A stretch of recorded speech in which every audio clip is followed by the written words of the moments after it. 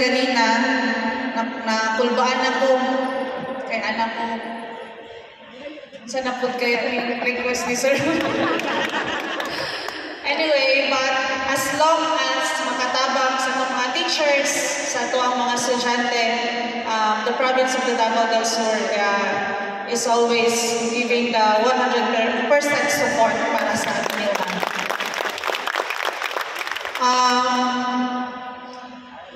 may mapudi ko ba mga teachers kay naman ni sila warang 1-month vacation, I think so, no? Or ginahatagan mo.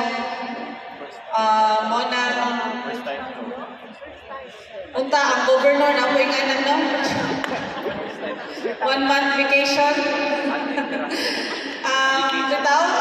Kay ako every day, nag-duty ko kung wala ko yung turnover. I'll make sure na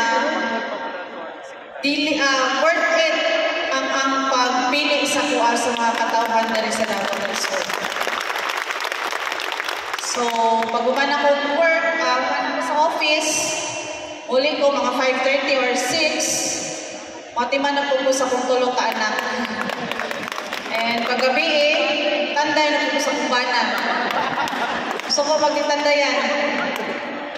Anyway, wala si Sapchi karon. It's because nagbayad siya sa among mga bills. Kasi nagtuo mo kamuray na yung utang. Grabe po. Hati-hati sa namo. So, after mag-department heads meeting lang nana si Sapchi anak. Kay daghan tag i-update about sa ato ang hospital, sa ato ang track and field, sa ato ang sangguniang palalawigan ng bago.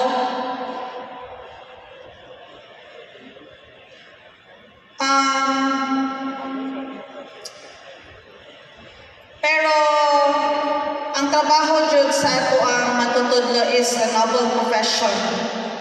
Kay buto naunahon, ago po na ang ilahang trabaho. Dili lang po na sila na mura po na sila governor.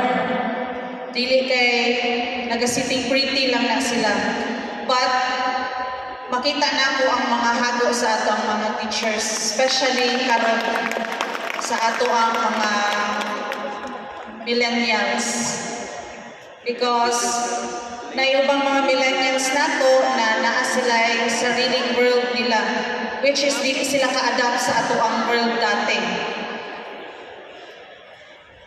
Lisod po na sa ato mga teachers karon kay mostly dali na lang kaayo pag I think